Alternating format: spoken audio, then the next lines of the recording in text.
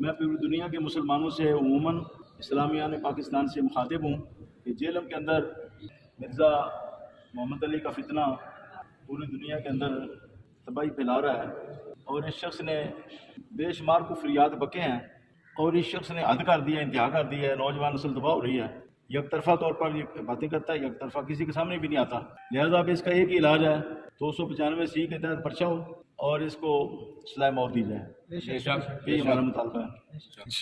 سوموار کو انشاءاللہ ڈی سی آفس میں ہم اکٹھے ہوں گے صبح 10 بجے، 2 بجے تک وہاں بیٹھیں گے۔ جمعہ المبارک کو کیا تاریخ ہوگی؟ 31 مارچ جو ہے، 31 مارچ جمعہ المبارک کو پورے ملک کے اندر لوگ مرزا جیلم کو شکر بنائیں، اس کے کفریات بیان کریں اور قانون نافذ کرنے والے اداروں پر زور دیں کہ اس کو فوراً گرفتار کیا جائے اور اس کو سزائے موت دی جائے۔ اس کے بغیر اس مسئلے کو، اس فتنے کا کوئی حل نہیں ہے۔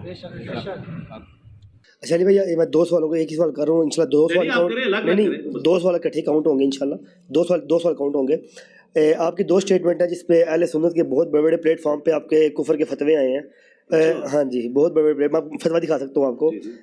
پہلی اسٹیٹمنٹ، جیسے کہ آپ نے ابھی پچھلے دن آپ کی ویڈیو اپلوڈ ہوئی کہ آپ نے اپنی زلفوں کو تشبیہ دی ہے نعوذ باللہ جانور سے، ٹھیک ہے، اور دوسری آپ کی اسٹیٹمنٹ کے لفظ چھوکرا آپ نے رسول اللہ کے دوست بالکل سوال ہے، دیکھیں بالکل ایک سوال پہ زلفوں پہ آ جائیں۔ میں نے نبی اسلام کی زلفوں کا ذکر کیا یا اپنی زلفوں کا؟ اب اپنی کا۔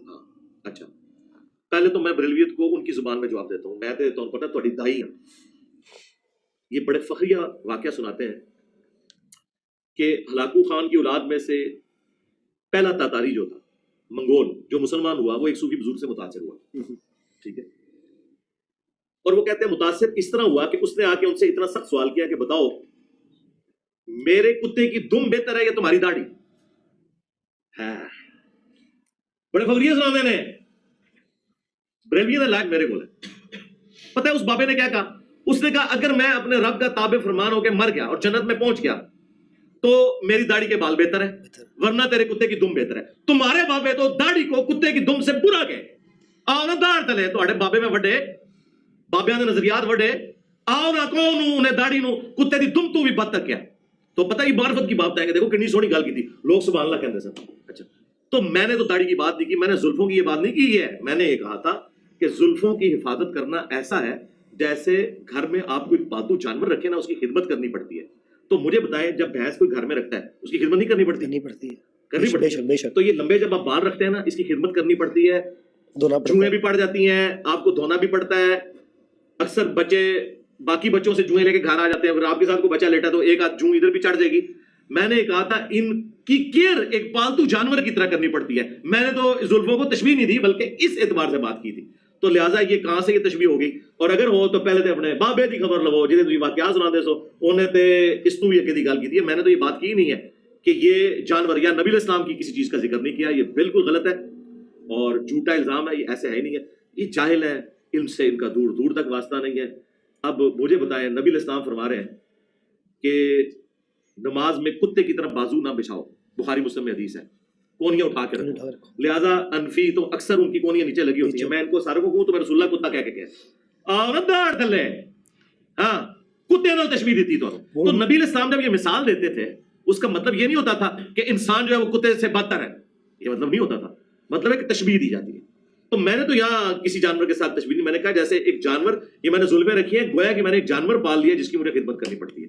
یہ تو بالکل بات بہت ہلکی ہے حدیث میں، اس لیے میں نے کہا تھا میرے خلاف قیامت تک ٹائم دے، مرے سارے فقیر زندہ کر لو، زندہ سارے کٹھے کر لو، آ کے منو اصول اور مبادی کی گل کرو، میں لا کے آتی تھوڑی پڑھانا ہوا ایون پڑھائی ہے نا۔ میں فی البدی اور کئی مثالیں دے سکتا ہوں لیکن ٹائم زیادہ، جتنی چترول کروا لی ہے نا آپ نے ان کی، اتنی کافی ہے۔ نہیں ویسے تو اگر آپ کہہ رہے ہیں کہ آپ رسول اللہ کے کتے ہیں تو ان کے لیے فخریہ بات، وہ تو کہتے ہیں نا ہم تو رسول اللہ کے کتے ہیں۔ آپ اس طرح مجھے اگر لے کے جائیں گے نا تو میں ان کو کہوں گا کہ رسول اللہ کے اگر کتے ہونا تو مسلم شریف میں حدیث ہے، نبی علیہ السلام کی چرپائی کے نیچے ایک دفعہ چھوٹا سا کتے کا بچہ چلا گیا تو حضرت جبرائیل حضور کے گھر میں داخل نہیں اور کہا یا رسول اللہ مدینے کے کتے نو سگے مدینہ نو باہر کڈو، کیونکہ ہم اس گھر میں داخل نہیں ہوتے جہاں پہ کتے ہوں۔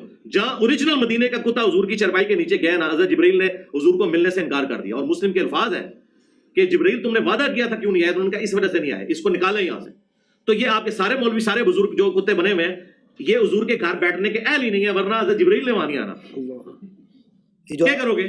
اچھا مثالہ دے دیں کہ جی حضرت علی بھی تو اللہ کے شعر ہے، بھائی یہ تو حدیث سے ثابت ہوا نا، اور دوسرا شیر کی مثال دی گئی حضرت حمزہ کے لیے نبی علیہ السلام نے دی نا. کتے کی مثال کہاں دی گئی ہے اس حوالے سے کہ وہ ایک چونکہ لائل جانور ہے لہذا لوگ ان کی طرف چیز منسوخ. آج تک کسی صحابی نے دوسرے کو کہا کہ تو نبی علیہ السلام کے ساتھ اس طرح ہی مخلص ہے جس طرح ایک کتا اپنے مالک کے ساتھ ہوتا ہے تو نبی کا کتا ہے. لیکن شیر کی مثال دی گئی. اور اس سے اگلی بات آپ کے بیٹے کو اگر کوئی کہہ دے شیر کا پتر تو آپ پکڑ دے اور کہہ دے کتے کا پتر تو تجھے کہنا ہاں مدینے دے کتے کا پتر سن لو گے؟